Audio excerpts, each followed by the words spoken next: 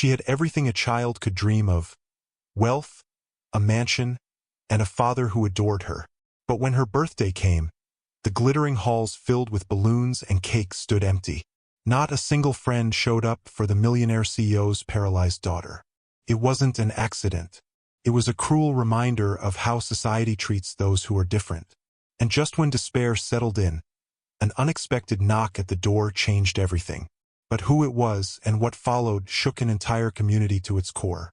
Richard Collins was no ordinary man.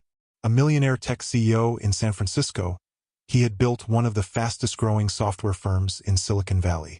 His life looked perfect from the outside: luxury cars, a sprawling mansion, an influence that stretched across boardrooms and city councils. But behind the polished image was a father struggling with something no amount of wealth could fix. His 7-year-old daughter, Lily, had once been full of life, running through the garden with laughter that filled every corner of the house. Then came the car accident. In a single night, Richard lost his wife, Catherine, and Lily lost the use of her legs. The mansion that once felt alive now echoed with silence, broken only by the hum of medical equipment and Lily's quiet sighs. When her birthday approached, Richard was determined to bring joy back into her world. He decorated the halls with 30 pink balloons, ordered a $1,200 cake, and even hired a professional magician to perform in their grand living room. Everything was perfect, or so he thought. As the hours passed, Richard kept checking the clock, reassuring Lily that her friends were just late. But deep down, fear crept in. No cars arrived. No laughter of children filled the air. The truth was darker than he wanted to admit. Wealthy families in the Bay Area had quietly chosen not to let their children attend. To them, Lily's wheelchair was reason enough to stay away.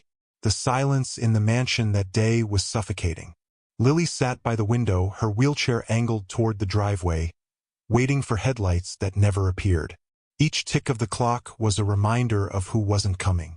Richard forced a smile, telling her maybe her classmates were stuck in traffic. Maybe they'd show up late. But even he could feel the truth tightening around his chest. Then, just when despair threatened to swallow the day whole, the doorbell rang. Richard hurried to the entrance, his heart thudding with relief. Maybe a family had finally decided to come. But standing there wasn't a polished parent or a classmate dressed for a party. It was an 8-year-old black boy, his Spider-Man t-shirt faded, his sneakers worn thin. He looked up shyly and said he saw the balloons from the street. He hadn't been invited, but asked softly if he could come in. For the first time in months, Lily laughed. Darius Johnson didn't treat her like she was fragile or broken. He raced her wheelchair down the hall, made her the hero in every game, and filled the empty house with the sound of joy Richard thought he'd lost forever. But not everyone saw it that way. Whispers began circulating through Bay Heights, the wealthy neighborhood Richard called home. Parents who once praised his success now frowned at his choices. Victoria Harrington, president of the community board and a woman who wielded influence like a weapon, called Richard directly. Her words were smooth but laced with venom. "This boy is not from our world. You need to think carefully about the kind of influence your daughter is exposed to." The pressure mounted quickly. A prestigious private school hinted that Lily's new friendship was concerning. A handful of lucrative contracts for Richard's firm were suddenly canceled with vague excuses. Even his country club, once eager to flaunt his name, began questioning whether his family still fit their standards. And Lily paid the cruelest price. At school, children whispered, pointed, and laughed. Some told her outright that no one wanted to be around her because of her wheelchair, and now because of Darius. Richard watched his daughter's spirit dim, her smile fading once more. Confused and determined to understand, Richard drove across the Bay Bridge to find Darius's home. What he discovered was humbling. In a small but spotless apartment in Oakland's public housing complex, he met Marilyn Johnson, Darius's grandmother. She welcomed him with dignity and kindness, despite having little. Soon after, Darius's father, Anthony, came home from a long shift as a construction worker.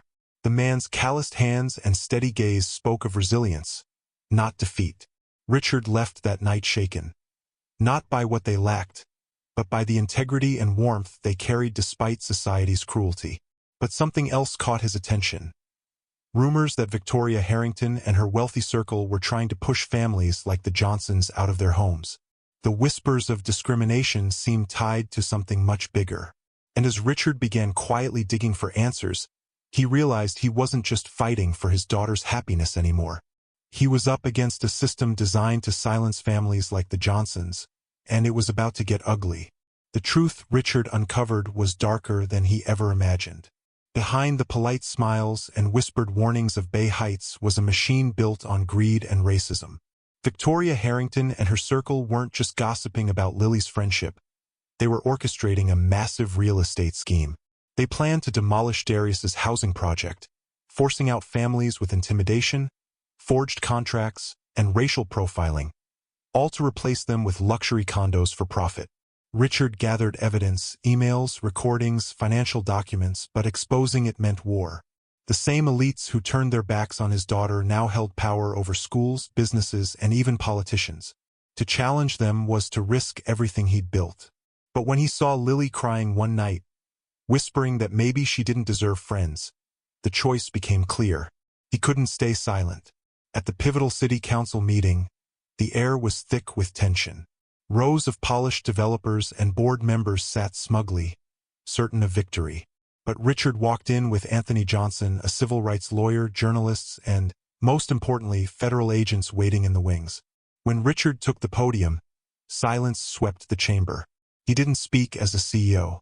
He spoke as a father. He laid out the evidence with precision, each document projected for the room to see. Gasps echoed as the depth of corruption unraveled. Fraud, racism, and abuse of power. Then came the moment no one expected. Federal agents stepped forward, handcuffs gleaming under the lights. Victoria Harrington and developer Gregory Myers were led away as the crowd erupted. For the first time, the powerful network that had ruled Bay Heights with fear collapsed in front of everyone's eyes. And Richard knew the fight wasn't just for his daughter anymore. It was for every family that had ever been told they didn't belong. In the months that followed, everything changed. Lily and Darius became inseparable, their laughter once again filling the halls of the Collins mansion. For the first time since the accident, Richard saw his daughter truly happy. Darius earned a scholarship to a prestigious private school, and Anthony Johnson stepped into a leadership role at Richard's company, spearheading new community programs that provided clinics, mentorship, and free access to technology for underprivileged families. Richard's company, once known only for innovation and profit, was now praised for something deeper: social responsibility.